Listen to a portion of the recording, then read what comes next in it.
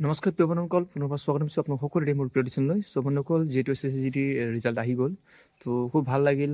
যিসকলে কষ্ট কৰিছে তেখেতলোকে হয়তো চাকৰিটো পালে।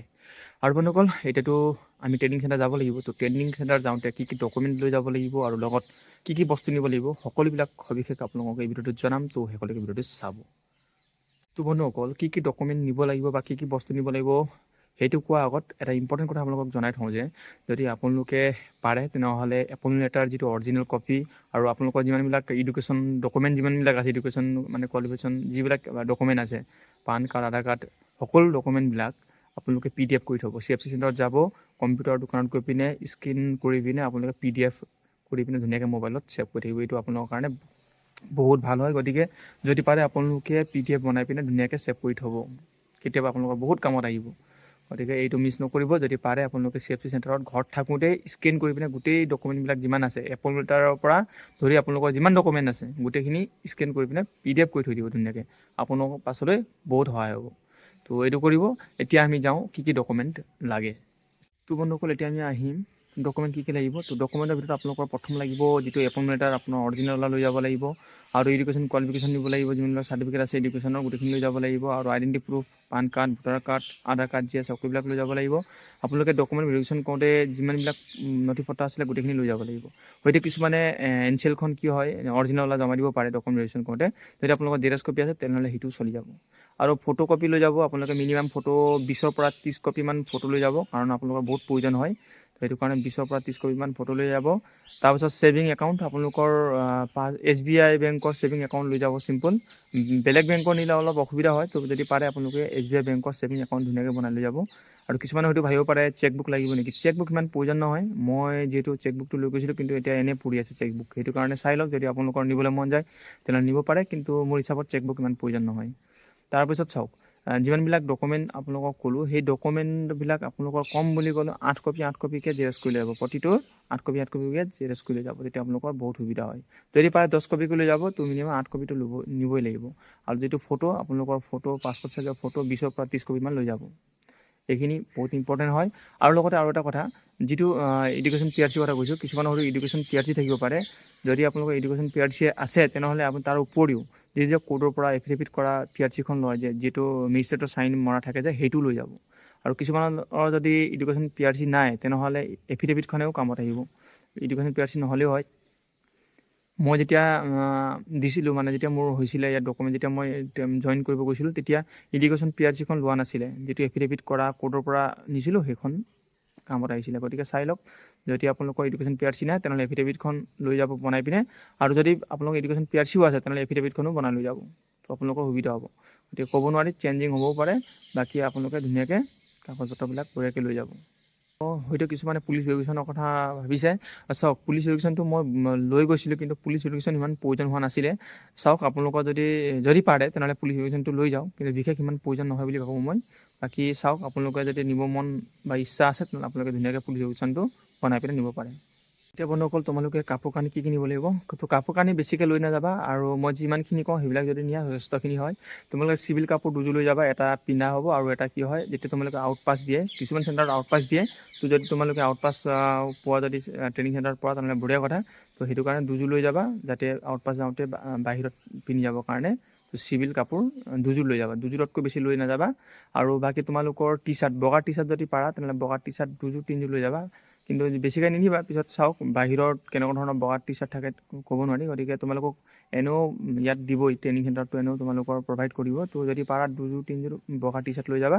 আৰু গেঞ্জি, বগা গেঞ্জি লৈ যাবা, যিটো নেকি হাফ কাটিংৱালা নহয়, আধা হাফ কাটিংৱালা যিটো থাকে সেইটো বগা গেঞ্জি লৈ যাবা। যিটো আগৰ বুঢ়া-বুঢ়ী মানে বুঢ়াবিলাকে যে পিন্ধে বগা গেঞ্জি, সেই তেনেকুৱা বগা গেঞ্জি যদি পাৰা 6-7টামান কিনি লৈ যাবা বঢ়িয়াকৈ।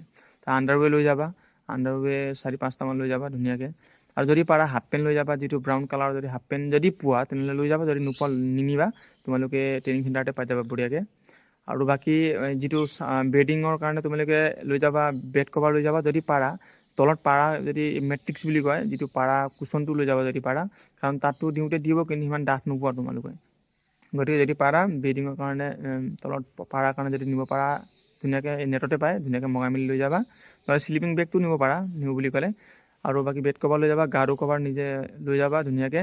বাকী এইবিলাক লৈ যাবা আৰু যদি পাৰা ব্ৰাউন কালাৰৰ জোতা লৈ যাবা। যদি নোপোৱা তেনেহ'লে এনেই পইচা খৰচ নকৰিবা, তোমালোকে গোটেই ট্ৰেইনিং চেণ্টাৰত পাই যাবা। কাৰণ দুদিনমানটো তোমালোকক চিভিল জোতাই দৌৰাব, যেতিয়ালৈকে সিহঁতি প্ৰভাইড নকৰে তেতিয়ালৈকে তোমালোকৰ চিভিল কাপোৰ বা চিভিল জোতাই আৰামছে ৰানিং কৰাব। গতিকে এইখিনিয়ে বস্তু লৈ যাবা, বেছিকৈ আৰু বস্তু নিবা। আৰু তোমালোকে লৈ যাবা আঁঠুৱা লৈ যাবা, আঁঠুৱা বহুত প্ৰয়োজন হয়। তো আঁঠুৱা তাত ইছ্যু কৰিব, কিন্তু আঁঠুৱা হ'লেও যদি পাৰা নিজে লৈ যাবা আঁঠুৱা। কাপোৰ কানিৰ ক্ষেত্ৰত এইবিলাকে হয়। এতিয়া দৈনিক ব্যৱহাৰ হোৱা সামগ্ৰীবিলাক যেনেকৈ তোমালোকৰ ৰেজৰ নিব লাগিব, শ্বেভিং ক্ৰীম নিব লাগিব, ব্ৰাছ, টুথব্ৰাছ গোটেইখিনি লৈ যাব লাগিব। তাৰপিছত চেণ্ডেল এপাত লৈ যাবা, বা এপাত বা দুপাত চেণ্ডেল লৈ যাবা, কাৰণ চেণ্ডেল তাত বহুত প্ৰয়োজন হয়। তো চেণ্ডেল লৈ যাবা। আৰু নিবা গা ধোৱা চাবোন, কাপোৰ ধোৱা চাবোন, এইবিলাক বিশেষ প্ৰয়োজন হয়, তো এইবিলাক লৈ যাবা। আৰু যদি পাৰা তোমালোকে আইৰণ, যিটো প্ৰেছ কৰে, কাপোৰ প্ৰেছ কৰা আইৰণ নিব পাৰা। তাৰপাছত আৰু লৈ যাব পাৰা তোমালোকে টাৱেল দুখন লৈ যাবা, পাতল পাতল যদি পাৰা, পাতল পাতল টাইপৰ তোমালোকে টাৱেল দুখন লৈ যাবা। আৰু থালি লৈ যাবা, ভাত খাবৰ কাৰণে থালি লাগিব, তো থালি লৈ যাবা। থালিত 2-3টামান যিটো চব্জি ভৰোৱা যিটো থালি থাকে তেনেকুৱা থালি লৈ যাবা। আৰু গিলাচ নানিবা, মগ আনিবা, কাৰণ গাখীৰ দিয়াতো, তো তেনেহ'লে গিলাচত কম পাবা। যদি পাৰা এই মিডিয়াম চাইজৰ মগ লৈ আহিবা, সেইটো বিশেষ প্ৰয়োজন হয়। তো এইবিলাক লৈ আনিবা। তো যিমানবিলাক মই ক'লোঁ ধুনীয়াকৈ ডিটেইলকৈ বঢ়িয়াকৈ লিষ্টখন বনাই মেলি ধুনীয়াকৈ বজাৰত গৈ পিনে আনিবা।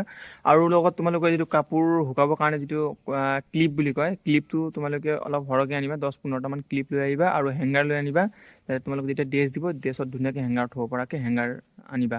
তো সেইমতে আনিবা। আৰু কিছুমান বস্তু হয়তো মইতো ইম্পৰ্টেণ্ট কথাবিলাক মানে কি বস্তুবিলাক যিহেতু মই ক'লোৱে ইয়াত, তো আৰু যদি কিবা সৰু সুৰা বস্তুবিলাক থাকে তেনেহ'লে তোমালোকে লৈ যাবা। যেনেকৈ নখ কটা, কি বুলি কয়, কিট বুলি যায়, নখ কটা, এইবিলাক লৈ যাবা ধুনীয়াকৈ। আৰু কলম এইবিলাকতো লৈ যাবা।